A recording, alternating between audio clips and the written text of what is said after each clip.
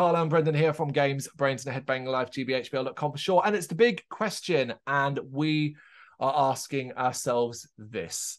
It is October. What date is it today? It's October. 10th of October. 10th of October, and there's like 2 months left of the year. Now, at the end of the year, we normally do a top 10 tracks of the year, 10 favorite individual tracks of the year. We're preempting that a little bit here by coming in and deciding here and now with this question. Currently, as it stands, of October the 10th, 2022, what is our favorite track of the year? What is your favorite track of the year? What is my favorite track of the year as of right now? In 2 months' time, that might have completely changed. You might have listened to different tracks, new ones come out, or you might just have thought, okay, no, I loved it when it came out, but I've kind of gone off it a little bit at this point and so on. So it could very well be different in that case. Yep. And that's across a lot of releases. You know, there's been a lot of great music this year. There's still a lot of great music to come out. So it shouldn't be too long of a video, if we're honest, really. You can just say yours and then we can wrap it up and go. But yeah, I guess maybe a little bit of an explanation as to why you've chosen what you have chosen. And if it was a difficult choice, or if there was a clear-cut champion out in front. It's a difficult choice. I always find this question to be really difficult, exactly for the reasons you explained at the beginning, because it's such a in the now thing, isn't it? Like you said, it could be tomorrow when it changes. But the song that at this exact moment in time is my favorite song of this year and getting the most play time and repeat time from me is Secret of the American Gods by Blind Guardian. Really? From the most recent album, released very recently, actually. Not exactly sure when, but only a couple of weeks back, I think. A week back, maybe. A couple of weeks. Called The God Machine. Yeah. Why is this one resonating so much with you? Now, I know the track well. It is an incredible, probably one of the best tracks on the album. But why is that specifically resonating with you? I like it.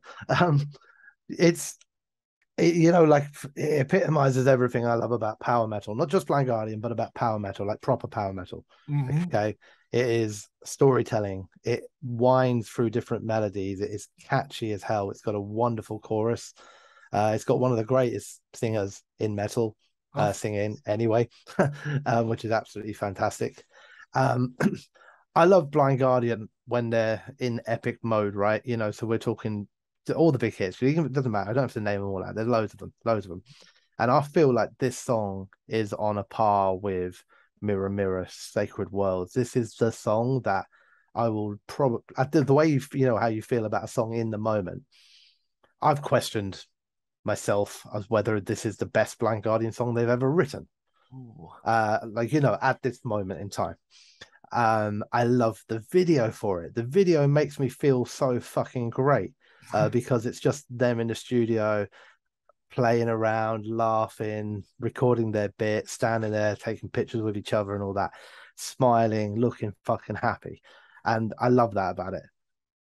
It's got some absolutely phenomenal lyrics in it. Like, obviously it's storytelling, you know, this is what they do, you know, they're well renowned at being able to present a story in musical form, and they do that very, very well here.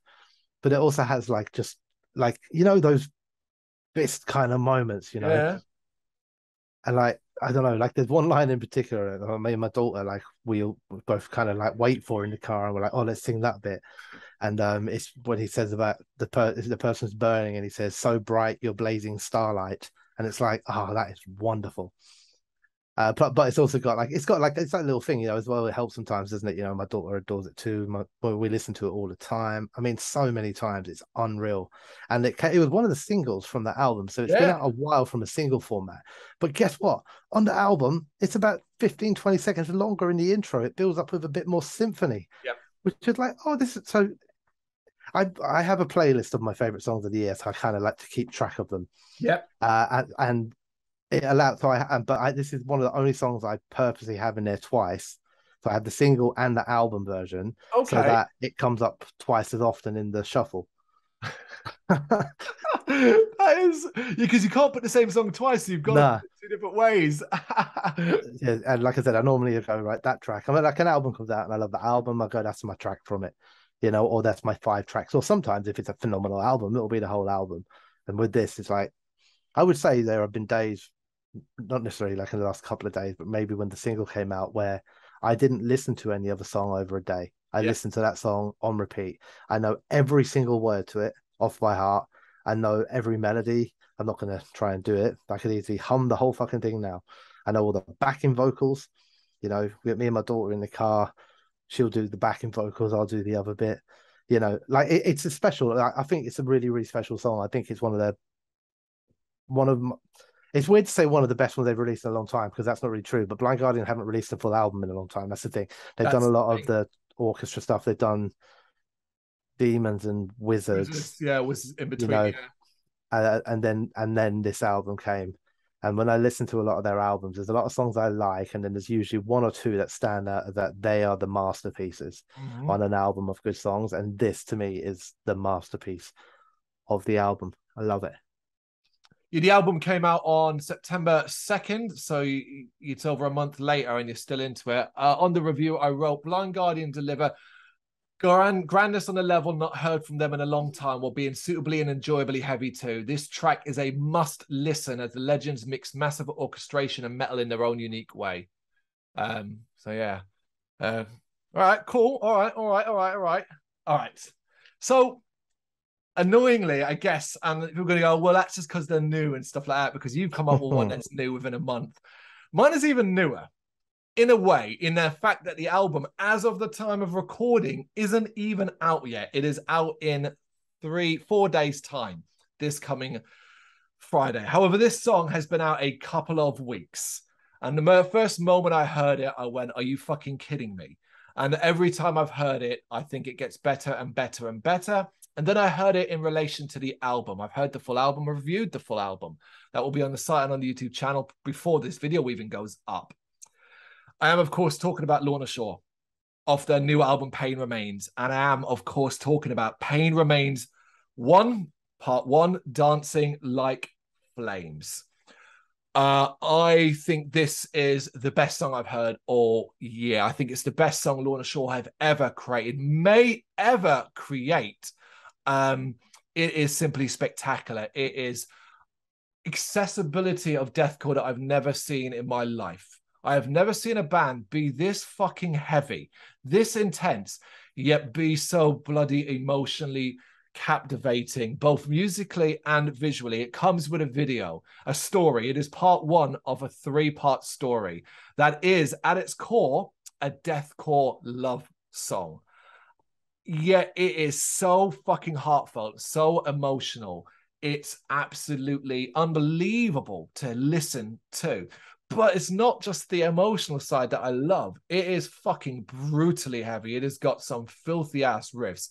The vocals are insane. The drumming is on another level. But this song also has a fucking guitar solo at the end that is just almost epic, classic metal style in how it's delivered. This song, I've listened to this song alone today at least 5 or 6 times. Every day I don't go and hit play on this song. Because weirdly, although it's incredibly emotional, incredibly heartfelt and sad, I find it almost a pick-me-up. I'm like, right, let me put that on so I can get into it. Once that chorus hits and you get that echo of the vocals and it hits into that fucking symphonic edge and just screaming and shouting over it, I'm just G'd up. I am choosing this song because it's been out for so long. I have heard this song for weeks now.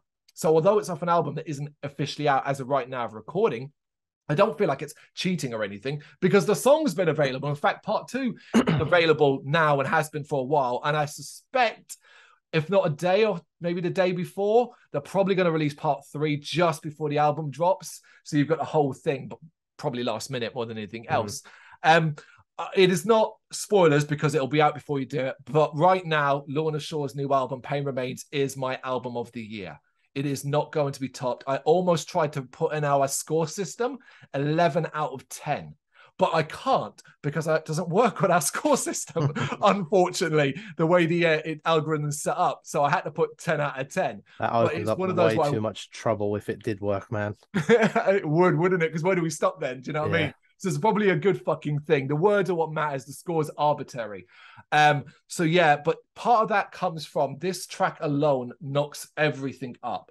The whole trilogy does. The Pain Remains trilogy part of it. But I don't want to get to the album review, but there's so much more in the album as well. But I don't want to get into that. This specific song resonated with ways that I've not heard from such intense music. Here's the thing. I've heard beautiful, emotional music this year all the time. In fact, only recently, an artist called Neelix, who we've covered in the past, released a new EP that's got a wonderfully beautiful, great melodic post-rock song on it that really touched me in the feels again. But that was kind of felt like that's what I should get from a post-rock atmospheric stuff like that. To get this from something that is deathcore. At its core is fucking deathcore. That's what's really stopped me in my tracks. I'm not used to that. And it's fucking incredible. So this is my track of the year as of right now. It's interesting as well, because I would imagine if you went back, I don't know how far you'll be able to say, but you probably wouldn't have penciled yourself down as a natural Lorna Shore fan per se. You weren't anti them or anything like that, but you weren't like championing them. Yeah, I'd say go back 6 months, maybe even less than that, and I would have been like, yeah, I don't mind Lorna Shore. They're at Bloodstock. I didn't see them. Do you see what I mean? Now I was fuming. I'm hoping, I cannot wait, because obviously they haven't announced any UK dates or tours because they were part of the lineup that included While She Sleeps on Parkway Drive, but they were the first band on. And I'm like, they should be above While She Sleeps. You know, I know really, yeah, in size they shouldn't be.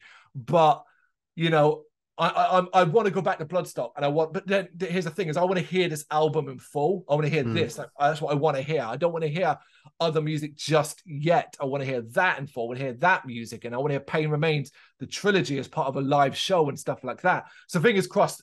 Next year there's a Lorna Shore specific tour that's in smaller venues, and it's all album focused, and then I'll be in my fucking element. But you're right. 6 months ago, I wouldn't even, if you'd said to me, Lorna Shore, you're a fan, I'd been like, no. No, I'm neither. I don't. And I probably said I don't really know them that well. That's what I probably said. Yeah, I'd be the same. I'm aware of this song because you've mentioned, like, on social media and stuff like that a few times that you've loved this song, but also because I went to watch it. I went to watch it on YouTube the other day. Yeah, and but I didn't watch it. Then I was reading some of the comments at the same time, and I noticed it was also quite divisive, as in there are a lot of people that agree with you. Yeah. And there are a lot of, I don't know, call them what you want, deathcore gatekeepers or old school or whatever, who are like, oh, another band selling out, you know, this sort of thing. Yeah. So, but anyway, I didn't get around to listening to it purely because I kind of feel like when I do listen to this song, I probably should pay attention, and I'm not very focused at the moment musically because just being very, very busy, but also just probably because every time I go to listen to something, I choose, oh no, I'll just listen to Secrets of the American Gods again instead. You know, so there's 2,000 new albums to review. Yeah. But I'm listening to this song still. I can't. But yeah, like, do you know what I mean? Like, so I will definitely check out the album when it comes out, 100%. Yeah. It'd be interesting, man. It might come back in a couple of months' time and do another big question, and you got a new song and I'm on that one. Yeah. Well, we're really interested when we get to our top 10 tracks of the year come the end of the year. I think that's for you interesting to see, because we will definitely reflect on these two specific tracks we mentioned here and see if they have remained where they currently are. It's amazing how quickly things can change, though. That's the thing, because, well, you know, I think one of the things when you do the end of the year top 10 is like you do try and factor in for how you felt across that whole kind of time period, not just in the moment, whereas this is like in the moment now. But you know, as much as I love the Blind Guardian song, it's completely feasible that between 10th of October and mid to end of December, that 10 tracks come out that I like more than it. You know. No, you're absolutely right. It is considering the amount of music that constantly comes our way. There's always going to be something new and interesting. That is our favorite track as of right now. What's yours? Let us know in the comments. Thank you very much for watching. If you liked what you saw, please help us out by giving us a thumbs up and hitting that subscribe button. If you really liked what you saw, consider donating to keep the website and channel running by buying us a coffee via our coffee page or picking up some merch from our Big Cartel store. You can check us out on gbhbl.com as well as via our social media, Facebook, Instagram and Twitter, as well as listen to our interviews via SoundCloud, Apple Music and Spotify. Just search for GBHBL. Games, horror and heavy metal. What else is life for?